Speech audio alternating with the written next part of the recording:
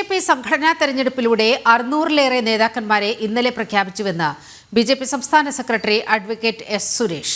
ഭാരവാഹി പ്രഖ്യാപനത്തിലൂടെ സംഘടനാ ശക്തി കൂടിയാണ് പ്രകടമാകുന്നതെന്നും 30 ജില്ലാ കമ്മിറ്റികളിലായി 21 ഭാരവാഹികളെ വീതം പ്രഖ്യാപിച്ചുവെന്നും എസ് സുരേഷ് പറഞ്ഞു. വഖഫ് ബിൽ കൂടുതൽ പ്രയോജനം ചെയ്യുക മുനമ്പം ജനതയ്ക്കെന്നും അദ്ദേഹം കൂട്ടിച്ചേർത്തു. രണ്ടാഴ്ചത്തെ പ്രവർത്തകരിലെ ഒത്തൊരുമ എല്ലാം ചേർന്നാണ് BJP ജില്ലാ ഭാരവാഹികളുടെ പ്രഖ്യാപനം പൂർത്തീകരിക്കുന്നത്.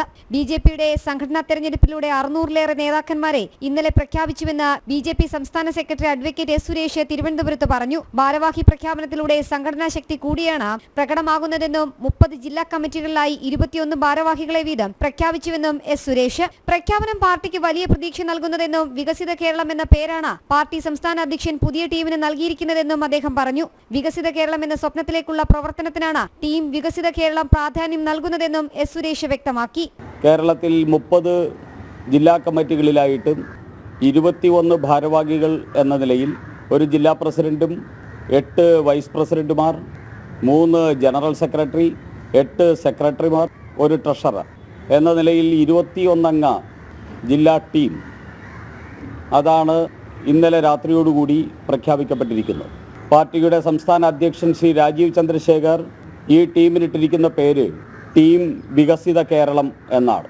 BJPയുടെ ബൂത്ത് മുതൽ സംസ്ഥാനം വരെയുള്ള എല്ലാ പ്രവർത്തക ടീമിനും ഇനി ടീം വികസിത കേരളമായിട്ടായിരിക്കും അറിയപ്പെടുക.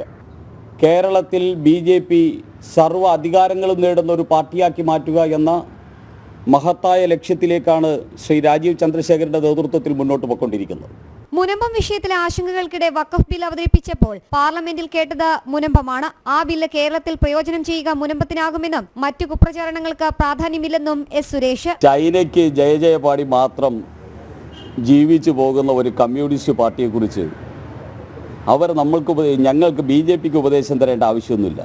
അവർ ചൈനയ്ക്ക് ജയ പാടി പൊക്കോട്ടെ. ഈ രാജ്യത്തിൻ്റെ കാര്യം നോക്കാൻ വേണ്ടി ഈ രാജ്യത്തിലെ ജനത 3 പ്രാവശ്യമായി നരേന്ദ്രമോദിയെ തെരഞ്ഞെടുത്തിരിക്കുന്നു. BJP ഇന്ത്യയിൽ ആരംഭം കൊണ്ടതിന് ശേഷം കഴിഞ്ഞ 20 വർഷമായിട്ട് BJPയുടെ നേതൃത്വത്തിലുള്ള ഒരു ഭരണത്തിന് ഈ രാജ്യം വോട്ട് ചെയ്ത് അധികാരത്തിലേറ്റിയിരിക്കുന്നു. അപ്പോൾ ഞങ്ങൾക്ക് ഈ രാജ്യത്തിലെ ജനതയെ ജാതിക്കും മതത്തിനും അതീതമായി എല്ലാവർക്കും തുല്യനീതി നൽകിക്കൊണ്ട് അവർക്ക് അർഹിക്കുന്ന എല്ലാ കാര്യങ്ങളും നൽകാൻ ഞങ്ങൾക്ക് സാധിക്കും. മുനമ്പം വിഷയത്തിൽ CPI സംസ്ഥാന സെക്രട്ടറി ബിനോയ് വിശ്വത്തിന് എസ് സുരേഷ് മറുപടി നൽകി. ചൈനയ്ക്ക് ജയ് പാടിയവർ മറ്റു കാര്യങ്ങൾ നോക്കേണ്ട, രാജ്യത്തിന്റെ കാര്യം നോക്കാൻ ശക്തനായ നേതൃത്വം ഇവിടെ ഉണ്ടെന്നും അദ്ദേഹം പറഞ്ഞു. ജനം, തിരുവനന്തപുരം.